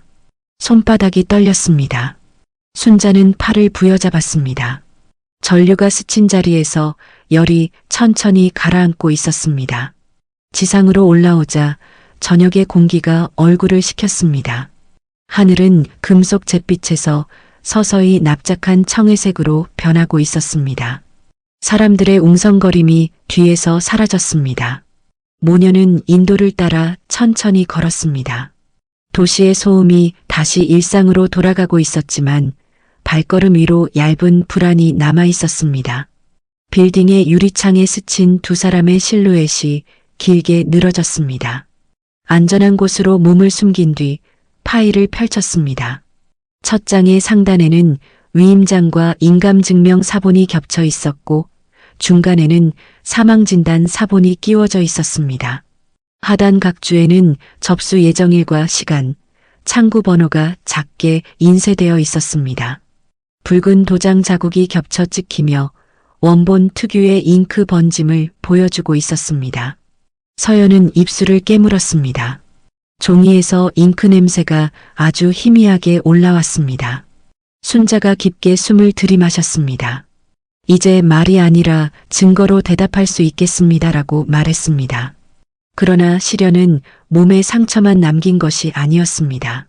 불안은 여전히 주변을 맴돌았습니다. 박준호가 한번 물러섰다면 다음에는 더 정교하게 올 것입니다. 이웃 어르신에게 간단히 연락을 넣자 짧은 대답이 돌아왔습니다. 오늘 밤은 우리 집에서 눈을 붙이시오라고 말했습니다. 그 목소리는 단단했습니다. 도움의 손길이 완전히 위험을 지워주지는 못하지만 넘어지려는 심장을 붙들어 주었습니다. 이웃 어르신 집 마루 위로 들어선 순간 서연과 순자는 거의 동시에 무릎이 풀려버렸습니다. 긴박했던 추격과 위협의 잔상이 아직도 근육 깊은 곳에 남아있어 걸음마다 떨림이 전해졌습니다. 마루 아래에선 여름 장마비가 흘려보낸 습기가 아직 빠져나가지 못한 듯 축축한 흙 냄새가 올라왔습니다. 어르신은 이미 기다리고 있었습니다. 등잔불 하나만 켜둔 사랑방은 희미하게 노랗게 빛났습니다. 서연 어메, 어서 앉으시구먼. 애도 옆에 같이 앉혀요. 그는 마른 손으로 돗자리를 펴주며 재촉했습니다. 순자는 서연을 반쯤 부축하듯 방 안으로 들였습니다. 딸의 얼굴은 창백했고 어깨엔 철랑간에 부딪힌 멍이 시퍼렇게 번져 있었습니다. 순자는 손끝으로 그 자리를 쓰다듬었습니다. 이놈의 세상, 내 어깨에 이런 자국을 남겨놓다니. 목이 막혀 더 말을 잇지 못했습니다. 서연은 억지로 웃음을 지었습니다. 엄마, 전 괜찮아요. 정말이에요. 엄마가 계셔서 견딜 수 있었어요. 눈가에는 아직도 눈물이 고였지만 목소리에는 단단한 울림이 섞여 있었습니다. 순자는 딸을 향해 고개를 끄덕이며 낮게 말했습니다. 괜찮다는 말, 이제 그만해라. 너 지금 너무 지쳐 있어. 내가 다 안다. 그녀는 서연의 뺨을 손바닥으로 감쌌습니다. 손끝에서 느껴지는 체온은 분명 살아있는 자의 것이었습니다. 그것만으로도 순자의 가슴은 벅차올랐습니다. 이웃 어르신은 주전자에 데운 보리차를 내주며 조용히 자리를 비켜주었습니다. 방 안에는 모녀들만 남았습니다. 등잔불은 바람결에 자꾸 흔들려 두 사람의 그림자를 벽에 길게 늘어뜨렸습니다. 그 그림자는 서로의 몸을 감싸듯 얽혔습니다. 순자는 품속에서 조심스레 보자기를 꺼냈습니다. 준호의 집에서 목숨 걸고 빼낸 것들이었습니다. 바스락거리는 천 안에서 USB와 봉투가 드러나는 순간 두 사람은 동시에 숨을 고르며 서로를 바라보았습니다. 마치 눈앞에 놓인 이 작은 물건들이 생사를 가르는 보물이 된 듯 했습니다. 엄마, 이게 정말 우릴 살려줄 수 있을까요? 서연은 손끝으로 USB를 쓰다듬으며 떨리는 목소리로 말했습니다. 그럼 이 안에 담긴 게 우리가 버텨낸 이유 아니겠니? 이건 하늘이 우리한테 준 마지막 기회야. 순자의 목소리는 낮지만 강했습니다. 그녀의 손은 딸의 손등 위에 덮였습니다. 마른 손과 젊은 손이 겹쳐진 자리에서 따뜻한 열이 천천히 번졌습니다. 서연은 잠시 USB를 쥔 채 가만히 눈을 감았습니다. 차갑고 작은 쇳덩이가 손바닥 위에서 이상할 만큼 묵직하게 느껴졌습니다. 그 무게는 단순한 전자기기의 것이 아니라 죽음과 생존, 진실과 거짓이 모두 매달린 운명의 무게 같았습니다. 순자는 옆에 놓인 봉투를 열었습니다. 그 안에는 위조된 위임장과 사망진단서 사본, 그리고 땅 문서까지 들어 있었습니다. 인주가 번진 붉은 도장이 선명히 찍혀 있었고 종이의 모서리마다 손때가 묻어 있었습니다.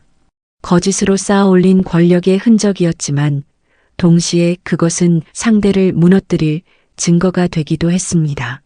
순자는 이를 바라보다가 깊은 숨을 내쉬었습니다. 서연아, 이제 도망 다니지 않아도 돼. 우리 손에 진짜 힘이 생긴 거야. 서연은 눈을 크게 뜨며 어머니를 보았습니다. 정말 이걸로 끝낼 수 있는 거예요? 그래, 끝낼 수 있어. 내가 살아있다는 걸 세상에 알려줄 수 있어. 순자의 눈빛은 흔들리지 않았습니다. 죽음을 무릅쓰고 빼낸 증거 앞에서 더 이상 망설임은 없었습니다. 서연의 눈가가 붉어졌습니다. 엄마, 이제는 제가 도망가지 않을게요. 이젠 숨지 않고 싸울게요. 순자는 딸의 손을 끌어안으며 말했습니다. 그래, 그 말이면 충분하다. 내가 나와 함께 맞서주면 그걸로 된다. 그 순간 방 안의 공기는 조금 달라졌습니다. 여전히 등잔불은 작고 위태롭게 흔들리고 있었지만 그 빛이 모녀의 얼굴을 비추며 서로의 결심을 확인시켜주는 듯 했습니다. 밖에서는 매미 소리가 간헐적으로 들려왔습니다. 창호지에는 가늘게 새벽빛이 스며들고 있었습니다. 새벽은 언제나 어둠을 밀어내며 찾아왔지만 이날의 새벽빛은 더욱 특별하게 다가왔습니다. 그것은 단순한 하루의 시작이 아니라 모녀가 끝내 싸워 얻어낸 희망의 증거를 밝히는 첫빛이었기 때문입니다. 순자는 보자기를 단단히 묶으며 말했습니다. 이제 숨길 게 아니라 드러낼 때야. 우리를 삼키려던 것들을 우리가 삼켜버릴 거다. 서연은 고개를 끄덕이며 대답했습니다. 엄마, 저도 준비됐어요. 이제 우리 차례예요. 어머니의 눈가에는 다시 눈물이 고였지만 이번에는 슬픔의 눈물이 아니었습니다. 오랜 고통 끝에 손에 쥔 승리의 실마리, 그것이 주는 안도와 감격이 눈물이 되어 흘렀습니다. 그리고 그 밤 두 사람은 더 이상 두려움 속에 떨지 않았습니다. 손에 쥔 증거는 작지만 그것이야말로 세상을 향해 맞설 유일한 검이자 방패가 되었습니다. 밤을 거의 새운 모녀의 눈빛은 무겁게 가라앉아 있었지만 그 속에는 더 이상 물러서지 않겠다는 결기가 자리 잡고 있었습니다. 이웃 어르신의 집 마루 위 새벽의 공기가 서늘하게 스며들었습니다. 개 짖는 소리, 장터로 향하는 발걸음 소리들이 멀리서 들려왔지만 모녀의 귀에는 그저 하나의 메아리처럼 흘러갈 뿐이었습니다. 순자는 손에 쥔 보자기를 가만히 쓰다듬으며 중얼거렸습니다. 이걸 어디에 내야 하는 거냐? 경찰에 다시 가져가 봐야 할까? 서연은 고개를 저으며 조심스레 대답했습니다. 엄마, 경찰은 이미 준호 쪽 서류에 설득돼 있었잖아요. 제 이름은 사망자로 기록돼 있어요. 다시 가면 또 문전박대예요. 순자는 잠시 눈을 감았습니다. 분노와 허무함이 한꺼번에 치밀었지만 서연의 목소리는 흔들리지 않았습니다. 법으로 가야 해요. 변호사를 찾아야 해요. 우리 같은 사람들이 혼자 싸우면 끝까지 무시당해요. 순자는 천천히 고개를 끄덕였습니다. 그래, 내 말이 맞다. 전문가 손을 빌려야 한다. 도시로 향하는 길. 이웃 어르신은 낡은 자전거 손잡이에 손을 얹으며 말했습니다. 서연엄에 애 데리고 시내로 내려가소. 내가 아는 변호사 한 명 있은께 소개해 주리다. 오래 전 제자였는데 마음이 곧은 친구여. 순자는 그제야 어르신의 도움에 고개 숙여 감사를 전했습니다. 버스에 올라타는 순간 시골 고개를 넘어가는 길은 유난히 길고 험했습니다. 차창 밖으로 펼쳐진 논두렁과 습기 찬 들판은 평소와 다름없었지만 순자에게는 마치 낯선 풍경처럼 느껴졌습니다. 딸과 함께 살아있음을 증명하러 떠나는 길이 고향과 영영 결별하는 길 같기도 했습니다. 버스 안에서 서연은 작은 목소리로 말했습니다. 엄마, 만약 법정에서 사람들이 절 믿지 않으면 어떡하죠? 여전히 죽은 사람이라고 하면. 순자는 딸의 손을 단단히 쥐었습니다. 내 얼굴, 내 목소리, 내가 살아있다는 증거다. 그게 제일 큰 힘이다. 주눅 들지 마라. 변호사와의 만남. 도시에 도착했을 때 매캐한 매연과 바쁘게 오가는 인파가 두 사람을 맞이했습니다. 시골의 정적과는 완전히 다른 세계였습니다. 건물 사이로 불어오는 바람조차 차갑고 메말라 있었습니다. 이웃 어르신이 적어준 주소를 따라 들어간 사무실은 그리 크지 않았습니다. 벽에는 법률 서적이 가득 꽂혀 있었고 오래된 커튼 사이로 햇빛이 삐져나오고 있었습니다. 중년의 변호사, 최정우 50대 초반은 고개를 들어 모녀를 맞이했습니다. 어르신 소개로 오셨다고 들었습니다. 무슨 사정이신지 말씀해 보시겠습니까? 순자는 떨리는 손으로 보자기를 풀었습니다. USB와 위조 서류가 책상 위로 펼쳐졌습니다. 변호사는 서류를 하나씩 넘겨보며 눈썹을 찌푸렸습니다. 그리고 USB를 노트북에 연결하더니 잠시 후 고개를 들었습니다. 이 정도면 상당히 중대한 증거입니다. 특히 녹취 내용은 치명적이군요. 하지만 쉽진 않을 겁니다. 상대는 이미 사망진단서를 공문서로 등록했고 상속 이전까지 절차를 밟았으니까요. 결국 법정 싸움으로 가야 합니다. 서연은 긴장된 목소리로 물었습니다. 저를 증인으로 세울 수 있는 거예요? 당연히 세워야죠. 가장 강력한 증거가 바로 본인입니다. 살아있는 사람이 법정에 서는데 누가 감히 죽은 자라 우기겠습니까? 순자는 손을 떨며 숨을 내쉬었습니다. 그러나 동시에 무거운 각오가 어깨에 내려앉았습니다. 이제 더 이상 물러날 곳이 없다는 뜻이었습니다. 소문과 압박. 며칠 뒤 마을로 돌아온 모녀에게 이상한 소문이 흘러들어왔습니다. 서연이는 귀신이래. 이미 화장한 사람인데 어떻게 살아있겠어? 사위가 가짜를 데려왔다던디? 어쨌든 땅은 이미 넘어갔다지 않나? 순자의 귓가에 그 소문들은 날카로운 가시처럼 박혔습니다. 준호가 뿌린 악의적 소문이 분명했습니다. 사람들은 호기심과 두려움이 섞인 눈빛으로 모녀를 피했습니다. 시장에서조차 장수들이 은근히 수군거렸습니다. 서연은 이를 악물었습니다. 엄마, 이제는 제가 직접 나설게요. 제가 살아있다는 걸 제 입으로 증명하겠어요. 순자는 고개를 끄덕이며 낮게 대답했습니다. 그래, 이제 숨지 마라. 너를 삼키려던 저자들 앞에 내가 서야 한다. 법정을 향한 길. 변호사의 준비가 끝났다는 소식이 전해졌습니다. 모든 증거는 제출 준비를 마쳤고 소송은 곧 개시될 예정이었습니다. 순자와 서연은 다시 도시로 향했습니다. 법원 건물은 거대한 회색 벽처럼 서 있었고 계단 위로는 바쁘게 오가는 사람들로 북적였습니다. 기자들의 카메라와 취재 마이크가 곳곳에 보였습니다. 순자는 딸의 손을 꼭 잡았습니다. 서연아, 겁먹지 마라. 내가 여기까지 온 게 이미 이긴 거다. 서연은 눈을 감았다 뜨며 속삭였습니다. 엄마, 이제 끝까지 버틸게요. 무슨 일이 있어도. 두 사람은 마침내 법정 안으로 향하는 계단에 발을 올렸습니다. 세상의 의심과 준호의 발악이 기다리고 있었지만 모녀는 더 이상 숨지 않았습니다. 그날의 발걸음은 단순히 법원으로 향하는 길이 아니라 긴 고통과 두려움을 뚫고 나아가는 길이었습니다.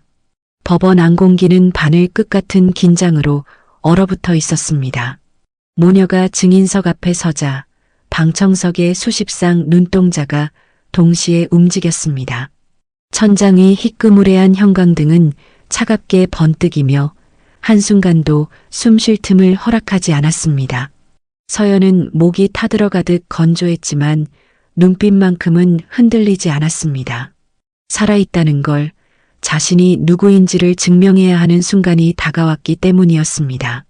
순자는 방청석 앞줄에 앉아 손을 모아 꼭 쥔 채 딸의 어깨 위로 무거운 시선이 떨어질 때마다 마음속에서 수십 번씩 기도했습니다. 준호의 발악.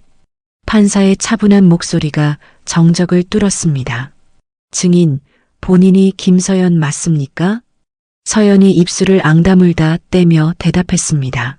네, 저는 김서연이에요. 죽지 않았습니다.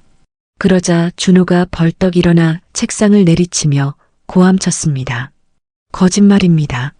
저 여자는 가짜예요. 내 아내는 이미 죽었습니다. 사망진단서도 있고 화장까지 마쳤습니다. 어떻게 살아있을 수 있습니까? 순간 방청석은 술렁거렸습니다. 사람들의 속삭임이 꼬리를 물고 이어졌습니다. 정말 가짜 아닐까? 죽은 사람이라는데 저게 어떻게. 준호의 변호인 최영수도 자리에서 일어나 손가락을 흔들며 외쳤습니다. 존경하는 재판장님, 제출된 증거는 불법적으로 수집된 가능성이 크며 녹취 또한 조작된 것일 수 있습니다. 피고에게 불리한 증거는 배척되어야 마땅합니다. 진실의 증언. 서연은 눈을 질끈 감았다가 뜨며 한 발짝 앞으로 나갔습니다. 마치 온 세상의 무게가 어깨 위에 올라앉은 듯 했지만 입을 닫아버리면 모든 것이 물거품이 된다는 걸 알았습니다. 저는 김서연이에요. 제 남편 박준호 씨는 아버지의 유산을 차지하려고 저를 죽은 사람으로 만들었어요. 위조된 서류로 제 이름을 사망자로 바꾸고 상속까지 가로채려 했어요. 이 USB에는 그 사실이 담겨 있습니다. 변호인이 USB를 제출하자 법정 스피커에서 준호의 취중 자백이 울려 퍼졌습니다. 드디어 땅이 내 손에 들어왔어. 서연이만 없으면 다 내 거야. 그 목소리가 메아리치자 방청석은 큰 파도처럼 요동쳤습니다. 사람들의 시선이 순식간에 준호에게 쏠렸습니다. 그의 얼굴은 창백해지고 손끝이 떨렸습니다. 판사의 질문과 감정의 고조. 판사는 날카로운 시선으로 준호를 응시했습니다. 피고 박준호, 이 음성은 본인의 것입니까?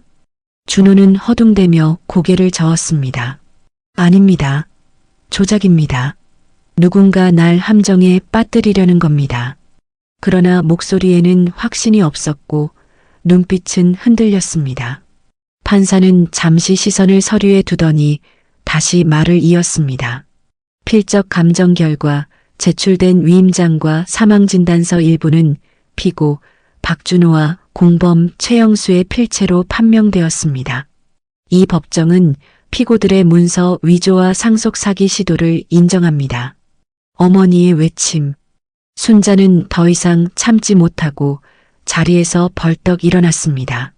눈물로 얼룩진 얼굴에서 뜨거운 울음이 터져 나왔습니다. 자네, 이제 끝이야.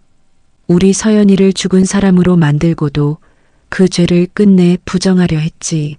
하지만 하늘도 땅도 진실을 외면하지 않았다.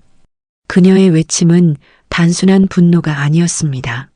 억눌려왔던 세월, 장례식에서 딸의 영정을 바라보며 무너졌던 심장, 그 모든 고통을 터뜨린 울분이었습니다.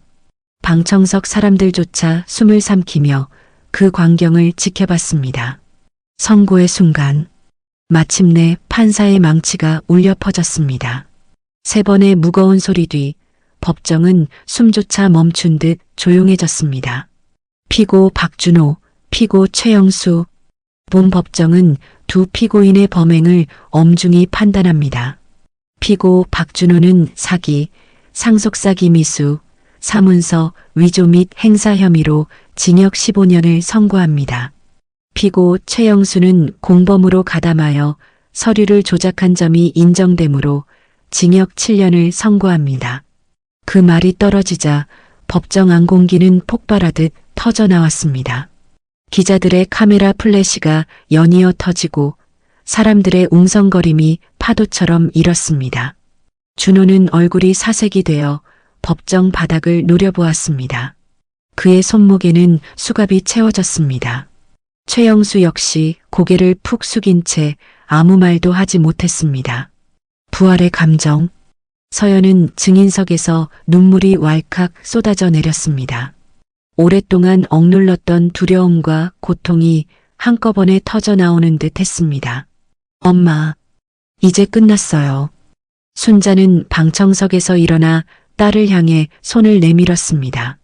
그래, 서연아. 이제 정말 끝났다.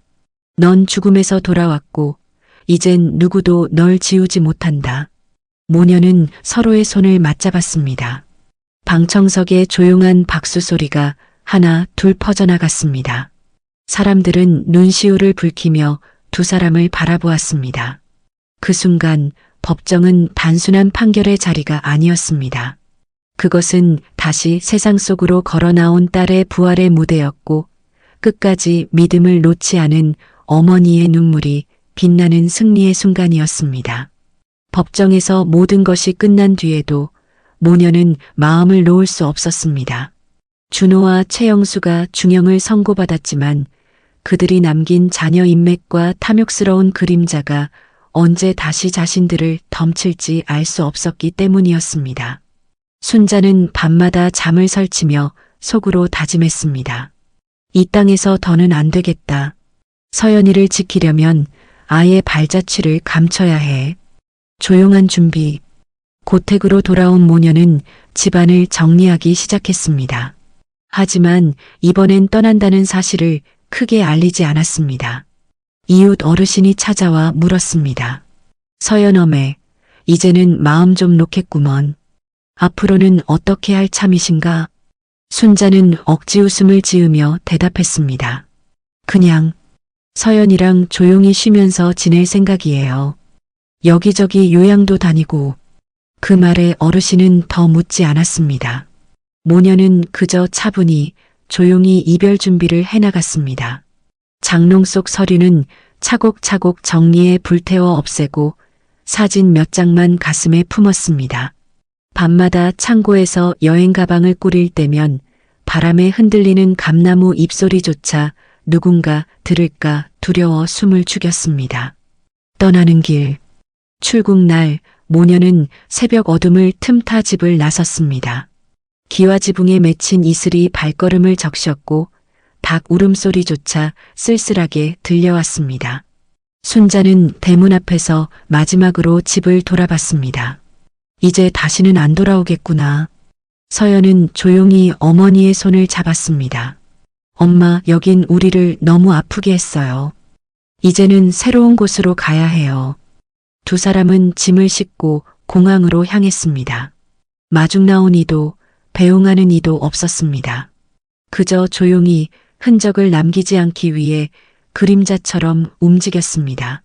몰타에서의 첫 아침. 비행기가 구름 사이를 뚫고 지중해의 푸른 바다 위로 내려섰을 때 서연은 창밖을 보며 숨을 고르듯 속삭였습니다. 엄마, 이제 시작이에요. 몰타 발레타 항구의 햇살은 따스했습니다. 바닷바람은 소금기 섞인 냄새를 실어왔고 좁은 골목길마다 석회암 건물들이 햇살을 받아 황금빛으로 빛나고 있었습니다. 순자는 가슴 깊이 바다 냄새를 들이마시며 눈을 감았습니다. 그래, 여기선 아무도 우리를 찾지 못하겠지. 여기서야말로 우리가 다시 태어나는 거다. 새로운 터전.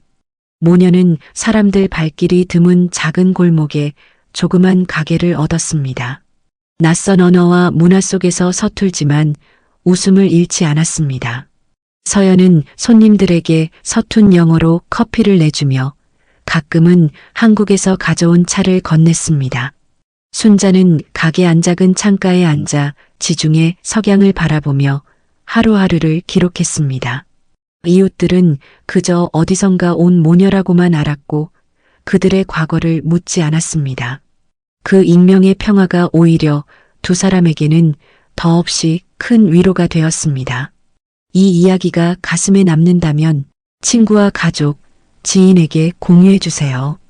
누군가의 인생이 당신의 이야기일지도 모릅니다. 구독, 좋아요와 함께 어디서 보고 계신지 댓글로 남겨주세요. 감사합니다.